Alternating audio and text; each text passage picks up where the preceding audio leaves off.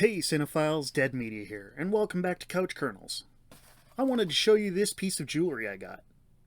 It's like one of the collectibles from that N64 exclusive level of Gex Enter the Gecko.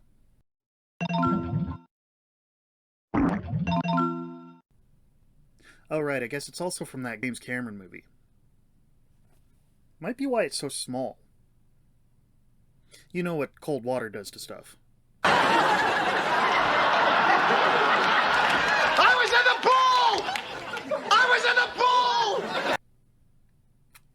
Anyways, you might have guessed or seen in the thumbnail, today we're talking about Titanic.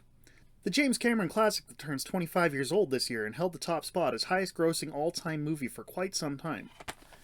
Now, like I said, this movie is 25 years old and considered a classic, so if I retread ground someone else has already covered, that won't be too surprising.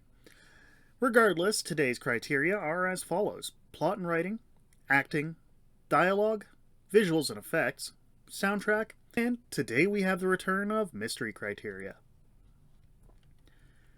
Now, in this one, 17-year-old Rose is embarking on a return voyage to the States with her mother and the 30-year-old man she's betrothed to, since her father has recently passed, and she and her mother no longer have the money to keep them in the manner to which they have become accustomed. Also traveling to the States aboard this grand vessel is Jack, a vagabond who won his way aboard in a hand of poker 5 minutes before the ship set sail. Lucky bloody you. Rose does little on the voyage to hide her disdain for everything going on around her, particularly the gossip of her mother and the other rich girls, and the habits of her would-be future husband.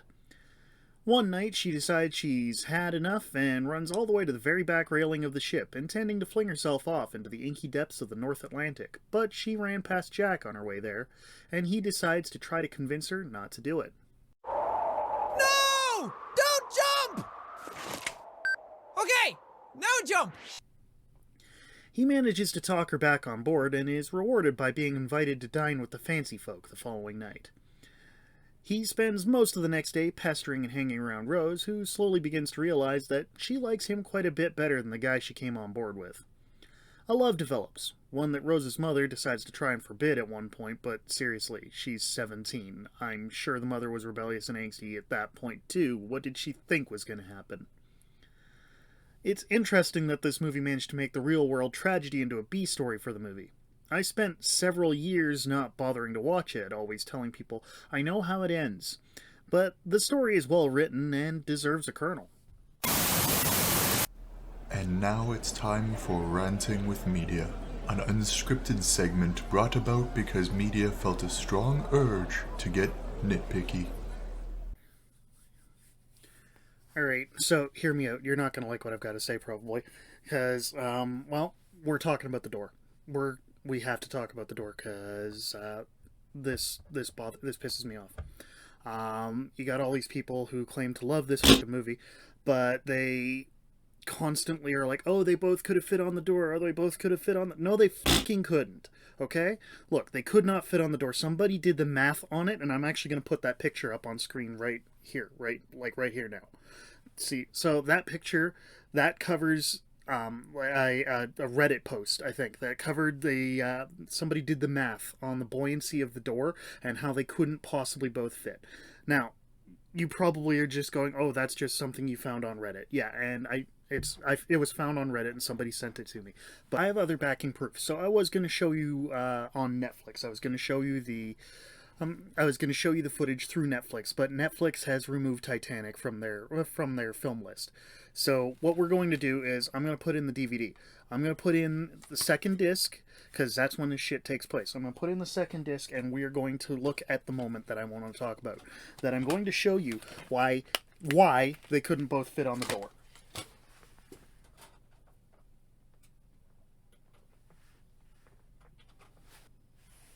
Okay, so you ready? This is 58 minutes and 40 seconds into the second disc of the movie, or roughly 2 hours, 46 minutes and 40 seconds into the movie. Okay, so get rid of the go-to menu. Wait, I'm gonna get rid of that menu. Now, let's look at the movie. Now, let's watch, okay? Let's watch here. So, he tries to get on and it flips. See? He tried to get on and it flips. Okay, hold on. We're backing it up again. We're backing it up because I'm going to show you again. I'm going to show you that they couldn't possibly both fit on this fucking door, okay? So she's on. Now he grabs hold. And here it goes. It's about to go over again. Look, see? They can't both fit. Okay? They cannot both fit on the door. Alright, and that's it. That's it. I'm done. I'm not talking about this goddamn door thing anymore, alright? They cannot fit on the door. They can't both fit on the door. It can't fucking happen. Okay? I will accept, oh, they could have swapped. You know what? I'll accept that argument. I will. I won't accept that they both could have fit on the door because they couldn't. That's it. That's all. This has been Ranting with Media. Tune in next time to hear Media say... Now let's talk about our central trio of actors and characters. There are several characters here, but some fall by the wayside, not getting a ton of screen time. You don't see people talking much about Molly Brown's story in this movie, or Fabrizio's. So, let's be obvious. Start with, obvious. Our central trio includes Leonardo DiCaprio as Jack, technically a supporting character, but Leo got top billing. Jack is a poor drifter making his way from place to place however he can. He's also an artist, having drawn several women in France as well as elsewhere, I'm sure, but we only see the French ones. Sort of the starving artist idea. The actual star of the movie, or at least the one whose story is being told, is Kate Winslet as Rose. The older version of the character, the one telling the story and who became the "it's been 84 years" gif, was Gloria Stewart, who was actually 87 when the movie came out, not 101 as she was portrayed. Miss Stewart actually passed away in 2010, having legitimately reached 100 years of age. And finally, we have Billy Zane in arguably his biggest role ever as Rose's suitor Kaladin Hockley, a rich man who is used to getting exactly what he wants and claims at one point that he makes his own luck. I don't lose, I win. Because I'm a winner. I'm a winner. Now, DiCaprio is always great. He puts Oscar-level performances into everything, and probably should have received one well before he actually did. Kate Winslet shines as Rose, absolutely owning the role. The only issue I had with her is that I couldn't quite buy that she was 17, but that may be because she was 22 when she made the movie. And Billy Zane plays admirably as an almost cartoonish, mustache-twirling sort of villain. They can have a kernel for the performances on display here. Now, this movie is 3¼ hours long. If you can't get some memorable lines in there, nobody's going to talk about your movie. We get an early start, though, with one of the guys on the ship that was diving to the wreck trying to dissuade Bill Paxton from even listening to Old Lady Rose. He claims she's a liar, saying she's like that Russian babe, Anesthesia. And I thought that name slip was actually funny. Almost immediately after Rose gets started telling the story, she has a notable line. It's been 84 years. No, not that one. She says, "The Titanic was called the Ship of Dreams." And it was. It really was. Early in the voyage, Jack and Fabrizio are at the front of the ship, and Fabrizio says, "I can see the Statue of Liberty already. Very small, of course." Sorry, my accent sucks, but so does his. Right after this, Jack does what basically everyone has done getting on a boat since, standing on the railing and shouting, "I'm the king of the world!"